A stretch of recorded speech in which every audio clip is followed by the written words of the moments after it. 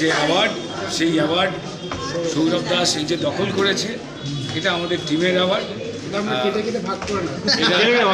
এটা আমি একটু আগেই বলছিলাম, আমার যখন পুরস্কার দিলেন আমি বললাম যে অভিনেতা কখনো একা তার নিজের পারফরমেন্সের জন্য পুরস্কার পেতে পারে না, যদি না উল্টো দিকে বাকি অ্যাক্টররা এবং ওই পরিবেশটা এবং পরিচালক সবার উপরে তারা যদি না এই পরিবেশটা তৈরি করে দেয়, তো ডেফিনেটলি আমার মনে হয় আমার অ্যাওয়ার্ড হোক, সৌরভের অ্যাওয়ার্ড হোক, আমরা যে সিনেমা থেকেই পাচ্ছি আসলে সেই সিনেমার অ্যাওয়ার্ডটা।